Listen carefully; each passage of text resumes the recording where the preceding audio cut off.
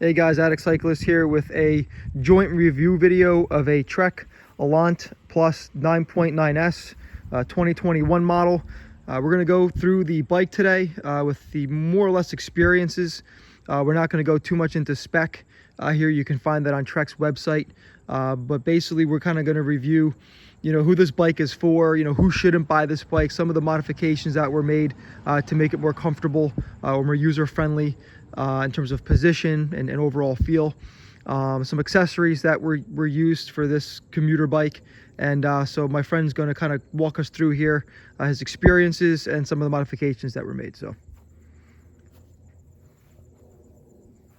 Okay, so basically this bike is more towards to a cyclist who actually is actively cycling stronger and just want to take off the edge, I would say. And other than that, what can I say? So let's kind of go through your mileage on a weekly basis, the conditions that you ride it in. Let's just start there. Okay, so basically it's my distance. I've been doing 20 miles. It works out perfectly. I bought this bike for up to like 30 miles commuting. Anything after 30 miles for commuting, I would suggest that just buy some kind of scooter. But other than that, for 30 miles, it works out just perfect. 30 miles is give it to you basically without the turbo mode. I'm using almost only sports mode. It has like a eco, tour mode, sports, and a turbo. But eco mode, I find out you really have to work it. Your average, even I've been a strong cyclist, your averages would be probably 15 miles per hour, nothing more than that, and you're really gonna feel it. Most of the time I ride it in tour mode and a sports mode. Tour mode is definitely give it to you a nice workout. You're gonna be probably doing an 18 to 20 average. I mix it up with the sports mode, and that's give it to me up to a 30 miles, and I comfortably get the 22 average out of it. If you want more average, you need the nice conditions. If you get the conditions and a weight, everything has to work together to get a decent mileage out of it. But the highest mileage I went, it was 45 miles with mixed mode, eco, tour, and sports. My favorite is a sports mode. So in sport mode, how long or how many miles in sport mode would you say the battery would last?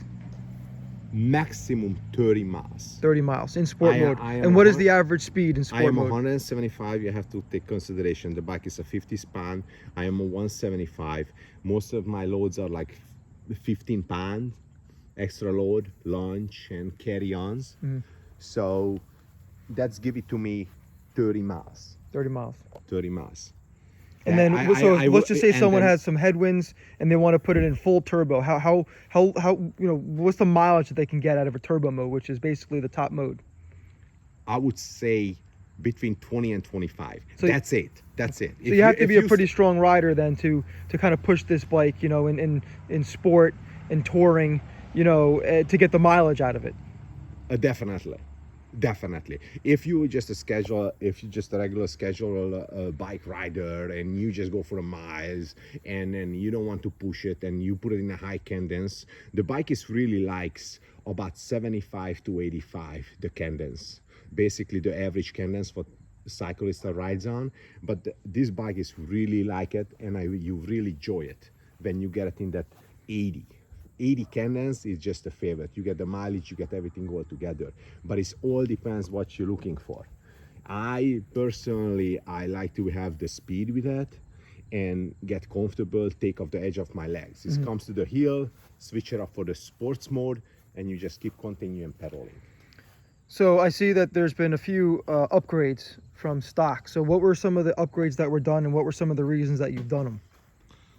Basically the main and it's the best one is the electric horn. The electric horn here. Electric horn. Give us a toot of the horn here. Give us a toot of the horn. It's the short tune. Oh, that's nice. And what about the handlebars? It looks like a wider handlebar with a little bit more rise on it. The original size is a 600. 600 basically millimeter that's like for a city bike, and basically was a flat. So scooting between cars, kind of maneuvering the bike around. But again, it's kind of narrow for someone who's a little broader. Yes. Got it. And the lights on this bike, they came from That's that everything construct? is factory. Got it. Other than the horn? Other than the horn. Got it. The fenders. Fenders. Looks like Shimano XT group set.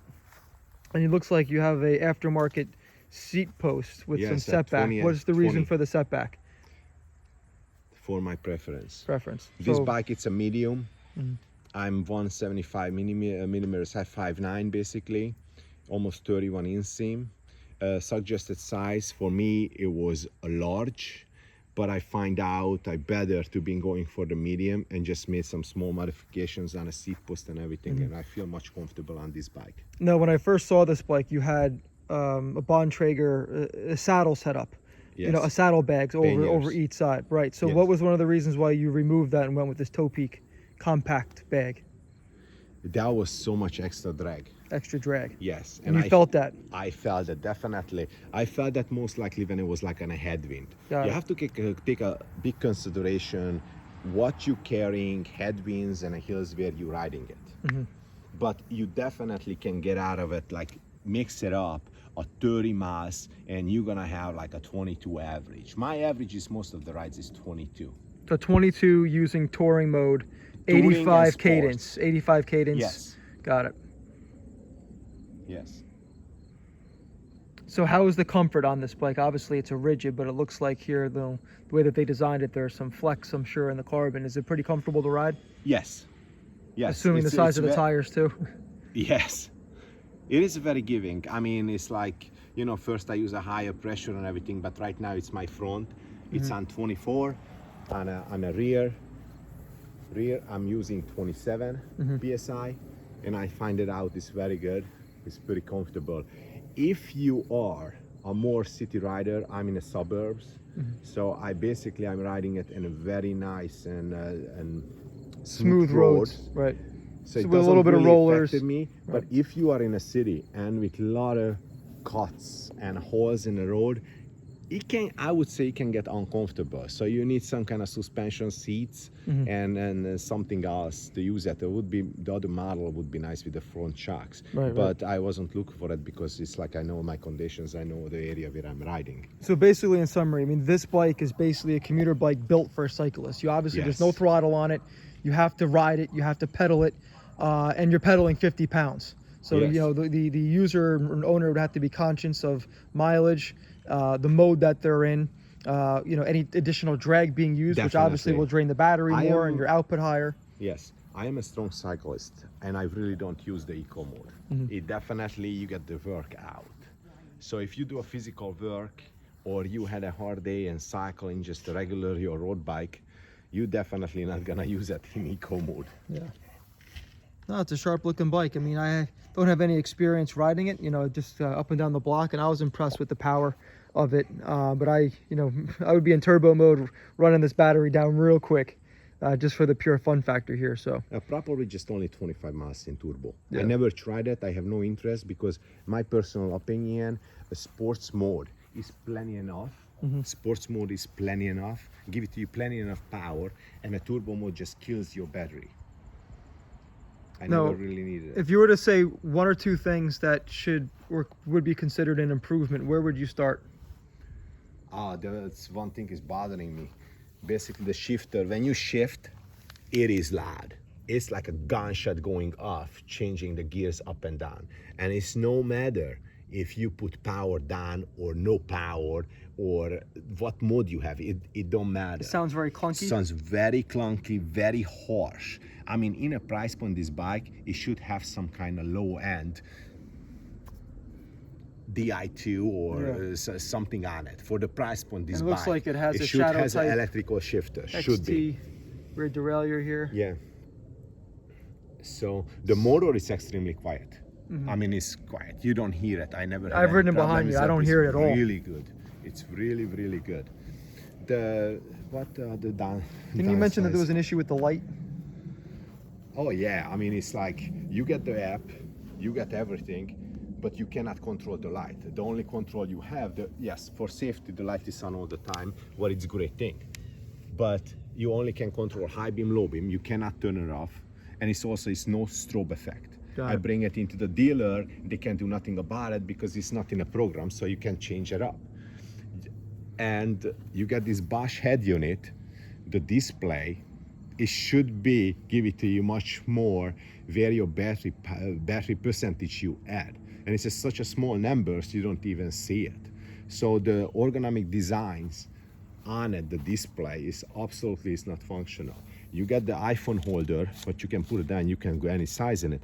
Yes, it is a very great thought, but you only basically functional 100% when you have an iPhone without the case. No case on it. Got If it. you put any case on it, It doesn't look like it's going to grab. it wasn't grab Yeah. this lips, this edges over here, so it pops right away out. So I have to strap around. It's a great design, great idea, but you cannot use it without any straps. Good Your idea. phone is real Not things well out. thought out in Yes. terms of usage.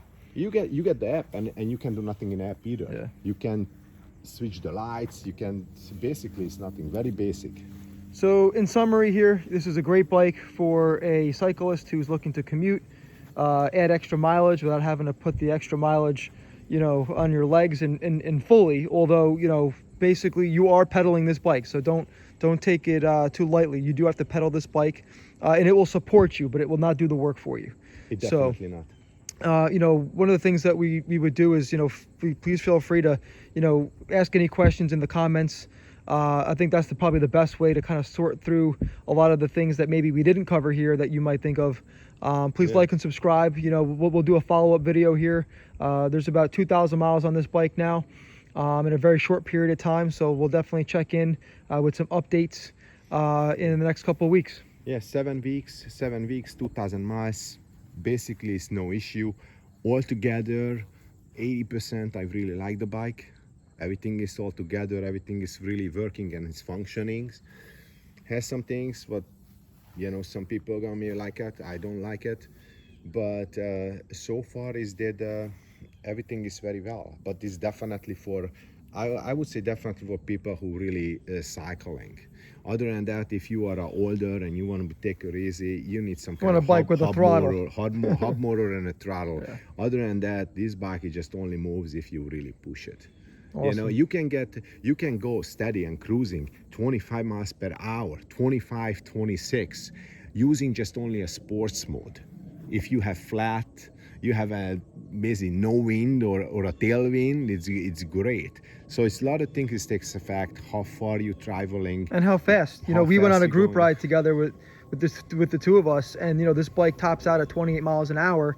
So climbing in the hills, a couple pedal strokes, you zoop right up. But the minute the speed goes over 28, you are literally pedaling a 50-pound machine here. Yeah. And you can't go any faster, so you are restricted to 28 miles an hour. So something to think about. But again, if you're using this to commute, if you're in the city, you don't really want to go too much faster than that. This thing definitely moves. So, but yeah, I mean, in summary, just is a great bike, great value. Just alone, we calculated in gas, over $2,000 saved. Was it $700? How much gas was saved in the 7 weeks that you used this? I'm using an SUV.